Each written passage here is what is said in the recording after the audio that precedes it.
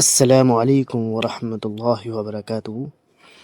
دنیا کی سب سے بہترین شخصیت جناب محمد مصطفیٰ صلی اللہ علیہ وسلم ہے۔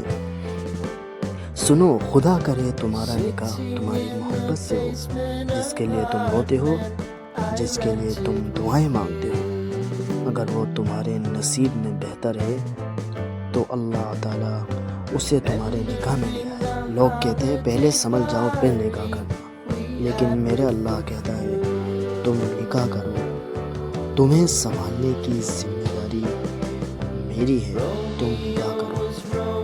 کسی نے پوچھا برکت کس میں ہے، تو اللہ کے نبی صلی اللہ علیہ وسلم نے فرمایا کہ نکاح میں ہے برکت۔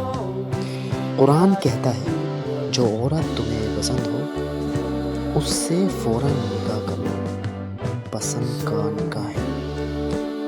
نکاح سے پہلے بچوں کی مرضی ضرور پوچھا کریں۔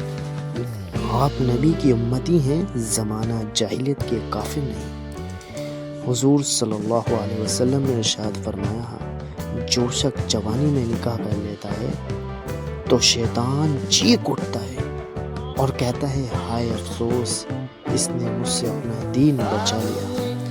ہم سفر خوبصورت نہ بھی ہو، قدر کرنے والا ہونا چاہیے، کیونکہ گھر پیسے اور طاقت سے نہیں جناب محبت اور اتفاق سے بنتے ہیں۔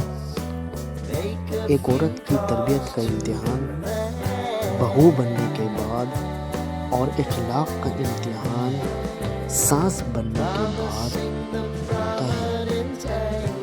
حضرت عائشہ صدیقہ رضی اللہ تعالیٰ عنہ فرماتی ہیں کہ نبی کریم صلی اللہ علیہ وسلم نے جب نماز کے لیے باہر جانا ہوتا تو نکلتے ہوئے بعض مرتبہ میرا بوسہ لے لیا کرتے، پھر نماز کے لیے تشریف لے جایا کرتے تھے۔ کسی سے محبت کر کے اسے اللہ سے مانگنا آپ کے مخلص ہونے کی نشانی ہے۔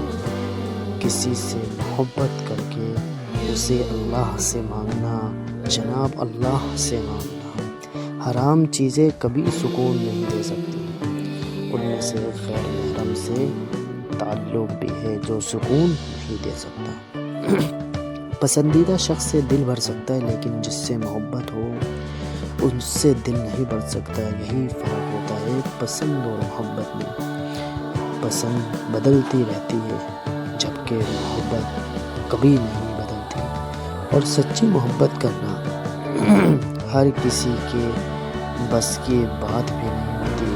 تو لائک اینڈ سبسکرائب۔ جزاک اللہ خیر۔ السلام علیکم۔